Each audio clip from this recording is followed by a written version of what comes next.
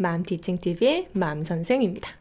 지난 영상에서는 우리 아이 영어 이것만은 하지 마세요 라고 알려드렸는데 오늘은 반대로 우리 아이 영어 이것만은 알고 하세요 라는 제목으로 가지고 왔습니다. 우리가 아이 영어를 시작할 때 꼭 알고 있어야 되는 거 5가지를 뽑아서 중점적으로 짚어보도록 할게요. 자, 그럼 바로 시작해볼까요? 자, 우리 맘티칭TV에 오신 분들, 네, 저 맘선생을 만나고 계신 여러분들은 사실 주변 엄마들의 정보에 살짝 지쳐서 오신 분들일 것 같아요. 옆집 엄마들, SNS 엄마들이 이게 좋다, 저게 좋다 하는 엄마표 정보들 많이 주잖아요. 근데 거기에 약간 의심을 하시는 분들이 여기 있을 수 있어요. 아, 진짜 이 엄마들의 말이 맞나? 전문가의 이야기를 좀 듣고 싶은데 하시는 분들 있을 것 같아서 오늘도 제가 진짜 학교에서 하는 이야기들을 한번 공유해보고자 합니다. 우리가 실제 생활에서 얼마나 이 정통 교육 원리들을 알고 이용하고 있었는지도 생각해보면 좋을 것 같아요. 자, 먼저 제가 정말 놀란 게 뭐냐면 보통 엄마들이 거의 다 아는 영어 교육론 전문 용어가 하나 있더라고요. 맞춰보세요. 엄마들이 이 용어를 정말 사랑하십니다. 우리 아이, 이게 있어야 되는데 없다고. 그 영유 보냈더니 이게 나와서 좋고 거긴 이게 안 나온다고. 과연 이게 뭘까요? 네, 맞아요. 바로 아웃풋입니다. 아웃풋이 뭘까요? 사전 검색을 해보면 생산량, 산출, 출력, 배설물? 이런 단어들이 나오는데 우리가 뜻하는 아웃풋은 이거 아니죠? 아이가 영어에 어느 정도 노출이 되고 나면 입 밖으로 한두 마디씩 영어를 하는 거, 그걸 우린 아웃풋이라고 하죠. 근데 사실 아웃풋이라는 것은 영어 교육 이론에서 최고로 많이 등장하고 최고로 중요한 용어는 아니에요. 엄마들에게는 가장 많이 알려진 용어지만 정작 학계에서는 아웃풋보다 중요한 게 따로 있습니다. 그것은 바로 인풋이라고 들어보셨나요? 인풋은 아웃풋의 반대 개념입니다. 자, 개념 확실하게 잡고 갈게요. 사실 아웃풋이라는 것도 오해하시는 분들이 있던데 학습자가 영어를 배우고 그 영어를 알맞게 쓰는 것을 아웃풋이라고 하는 것이 아닙니다.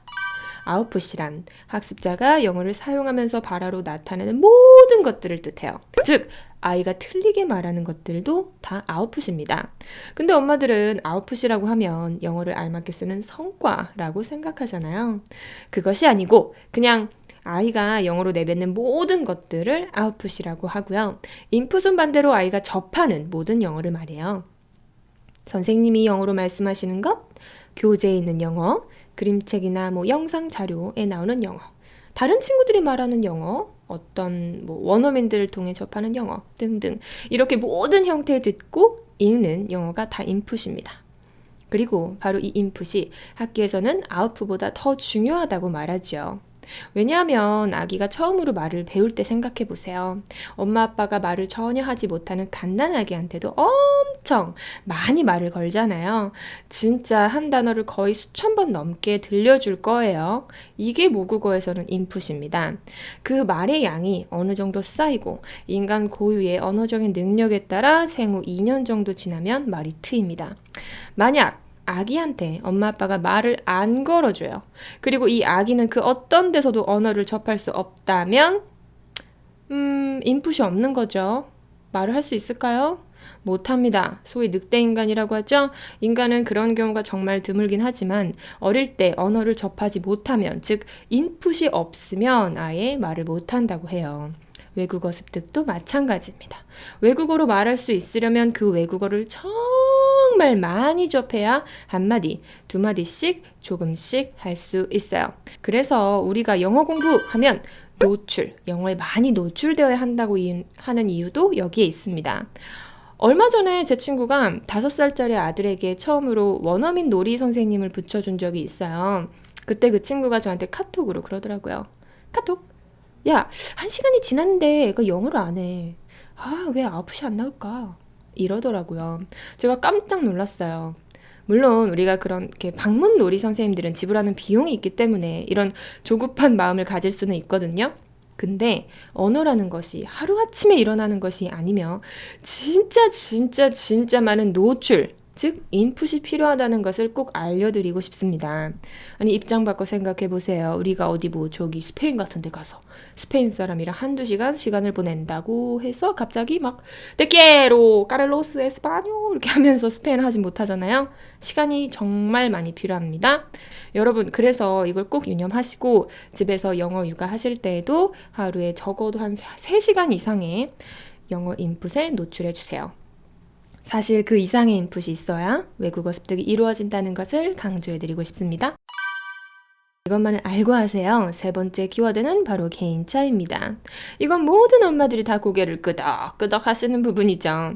영어 유치원도 첫째는 보내서 대박 났는데 둘째는 보냈더니 쪽박? 차라리 그냥 보내지 말걸 돈만 깨졌네 하는 경우도 있고 진짜 아이 성향에 따라 영어 교육의 효과가 확 달라진다는 것을 많이 알고 계세요. 학교에서도 같은 이야기를 하고 있습니다. 바로 개인차. 개인이 가지고 있는 성격적 특성에 따라서 차이가 발생하고요.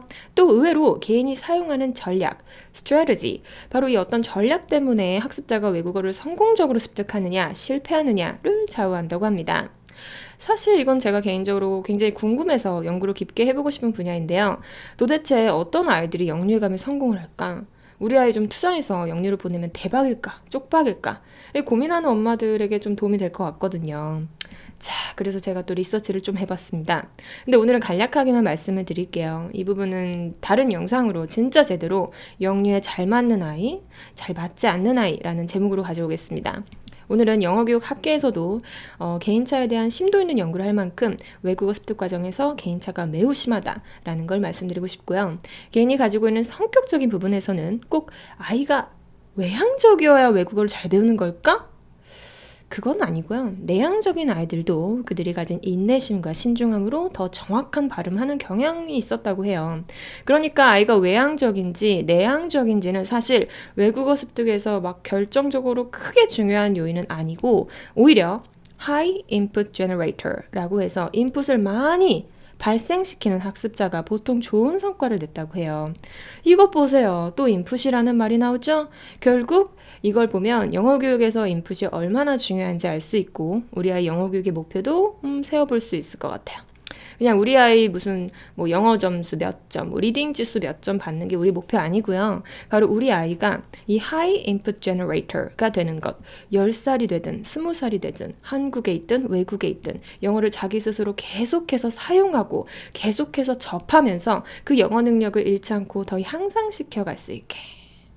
저는 그걸 우리 아이들의 영어 교육 목표로 잡았으면 합니다. 자, 다음 네 번째 키워드는 바로 상호작용입니다. 아휴, 이거는 사실 엄마들한테 좀 부담이 되는 이야기일 수 있어서 약간 걱정이 되는데요. 일단 외국어 교육 원리에서 너무 중요한 거니까 말씀을 드려보고 현실적인 팁도 같이 알아볼게요. 우리가 엄마표 영어를 하든 영유를 보내든 영어 교육을 시작하면 우리 거의 다 놓치고 있는 게 있어요. 바로 상호작용. 그 영유를 보내는 엄마들은 아이가 영유에 가서 선생님과 상호작용을 많이 하겠지라고 생각을 하실 텐데 사실상 그렇지 않습니다. 그냥 선생님이랑 어떤 뭐 수업 활동하다가 마주치면 몇 마디 Oh, you're doing a great job 이렇게 칭찬받고 얘는 그럼 머쓱하게 Thank you, teacher 이렇게 하고 그럴 거예요. 원어민 선생님과 영어로 1분 넘게 긴 대화를 할 수 있는 기회가 많지 않을 것입니다. 집에서 하는 영어는 더 그렇죠. 엄마가 유창한 영어 능력을 가지고 있지 않은 이상 아이가 영어로 누군가와 상호작용을 하는 기회가 별로 없을 것 같아요. 이런 현실적인 제약들 때문에 우리가 바로 이 상호작용의 중요성을 놓치는데요. 학계에서는 Interaction Theory라고 해서 상호작용 가설이라는 것도 많이 이야기를 합니다. 쉽게 말해서 인풋도 좋고 아웃풋도 좋은데 결국 우리 목적은 외국어로 상호작용을 하는 것이고 그게 목표며 수단이다 라는 거예요. 상호작용을 할 수 있기 위해서 상호작용을 직접 꼭 해보면서 외국어를 다듬어 가야 된다는 거죠. 그래서 저는 엄마들이 영어를 꼭 배우셨으면 좋겠어요. 그냥 꼭 간단한 그냥 회화 같은 걸 배우셔서 발음 같은 거 좋지 않아도 되니까 아이랑 그냥 일상적인 대화. What did you do today? 뭐 요 정도만 해보시면 어떨까 싶습니다. 그리고 내가 하기엔 너무 부담스럽다 하시는 분들은 전에도 말씀드렸듯이 뭐 대학생 친구들, 교포 친구들, 놀이 선생님으로 모셔서 아이가 영어로 상호작용하는 재미를 느낄 수 있게 꼭 그 경험을 만들어 주셨으면 좋겠습니다. 자, 마지막은 묵시적 학습, 명시적 학습에 관한 이야기입니다. 너무 어렵죠? 쉽게 말해서 여러분들 그런 고민한 적 없으세요? 아이가 영어 그림책을 보고 있어요. 근데 엄마한테 물어봅니다. 엄마, 이건 무슨 뜻이야? 아이가 이해를 못하는 것 같아 보여요. 그럼 내가 여기서 이걸 한국어로 해석해주고 설명을 해줘야 하나? 근데 그러면 영어책을 보는 의미가 없지 않나? 그쵸? 자, 순돌아, it's windy. 이건 바람이 분다라는 뜻이야. 휘잉, 바람이 불고 있어. 그치? 그걸 영어로 it's windy라고 해. 자, 따라해봐. it's windy. 이렇게 접근하는 걸 명시적 학습이라고 해요. 반대로 묵시적 학습이란 순돌아, 이게 어떤 상황인 것 같아? It's windy, right? 추워. It's windy. 이렇게 뭐가 뭐다 이렇게 딱 얘기해주지 않고 학습자가 주변 상황과 언어를 직접 매칭하면서 유추할 수 있게 가르치는 걸 묵시적 학습이라고 합니다. 뭐가 더 좋을까요? 정답은? 장단점이 있어요. 일단 저는 개인적으로 묵시적 학습을 좋아하고요. 사실 전문가들도 묵시적 학습을 더 선호해요. 왜냐하면 인간이 모국어를 배울 때 바로 이렇게 묵시적으로 배운다고 하거든요. 그렇잖아요. 한국어 배울 때 선생님이가 라고 하면 안 돼. 선생님 이렇게 받침이 있는 말이 오면 이라는 주격조사를 붙인다. 막 이렇게 배우지 않잖아요. 자연스럽게 픽업하는 게 바로 묵시적인 학습인데 이게 좀 오래 걸려요. 근데 효과 측면에서 봤을 땐 명시적 학습이 좋습니다. 딱딱 시원하게 알려주고 배우니까. 저희 아이는 명시적 학습을 좋아하더라고요. 자꾸 물어봐요. 이건 영어로 뭐냐? 그럼 알려줍니다. 알려주시면 돼요. 아이가 인풋을 generate 하는 상황이잖아요. 명시적이든 묵시적이든 아이가 이제 스스로 흥미를 느끼면서 배우려고 하면 그때는 그대로 따라가 주시면 됩니다. 제가 묵시적인 학습을 좋아하는 이유는 이제 모국어 습득 원리와 닮아 있기도 하지만 이게 정서적으로 더 좋다고 하는데요. 아이들 중에 뭐 틀린 거 지적받고 맞고 틀리는 거에 민감한 아이들 있죠? 그런 애들은 반드시 묵시적인 방법으로 알려주십시오. 전에 알려드렸던 recast 기법 있죠? 아이가 기린 보고 elephant라고 했을 때 giraffe 이런 식으로 다시 고쳐서 던져주는 기법, 이 대표적인 묵시적 학습 방법입니다. 이건 학습자가 심리적으로 위축되지도 않고 오류 수정도 할 수 있어서 너무 좋은 방법이거든요. 명시적인 방법, 묵시적인 방법 둘 다 있으니까 이걸 좀 적절하게 써보셨으면 좋겠습니다. 네, 오늘은 우리 아이 영어 이것만은 알고 하세요. 아이 영어를 시작할 때 꼭 알고 있어야 되는 것 5가지를 이야기해봤는데요. 오늘도 아카데믹 뿜뿜 지식이 마구마구 차오른 느낌 드시죠? 이제 여러분들이 하는 영어 육아에 이론적 근거가 뒷받침되기 시작할 거예요. 이게 맞나 저게 맞나 더 이상 고민하지 마시고 자신있게 즐기면서 영어 육아 해보십시오. 자, 그럼 전 여기서 인사드릴게요. 다음 영상에서도 더 유익하고 알찬 정보 가지고 오겠습니다. 안녕히 계세요.